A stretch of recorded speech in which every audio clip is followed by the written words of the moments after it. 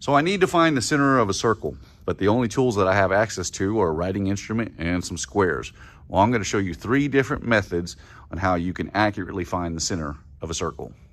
So in the first method, we'll be just using the framing square. What we want to do is we want to set the framing square on top of our circle.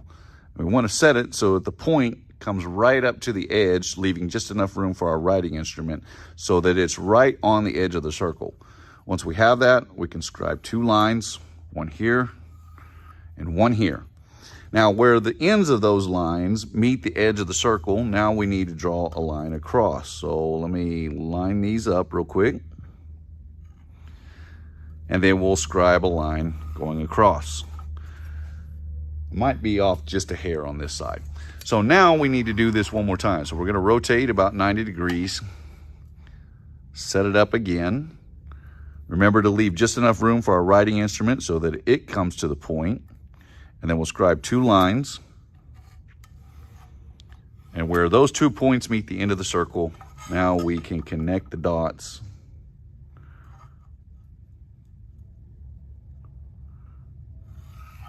And where those 2 lines cross, that is the center of your circle. We can check this by going one more time. So we'll set our square up on this side now. Come just off the edge there. Scribe our first line, our second, and then connect those points.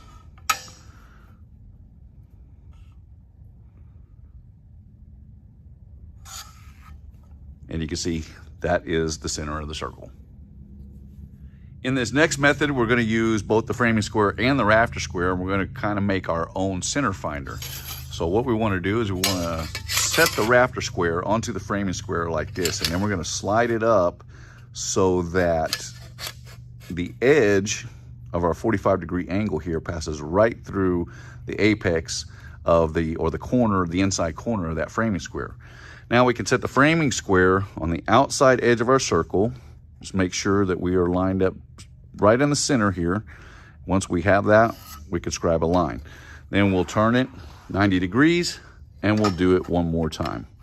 So let me make sure that my square is on the outside and then my rafter square is brought up to the center.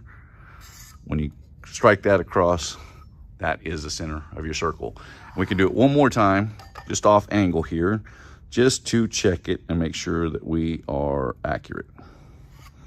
And you can see that it comes. Now my circle's not quite perfect, so it was off just ever so slightly, but you get the idea. That is the center of the circle.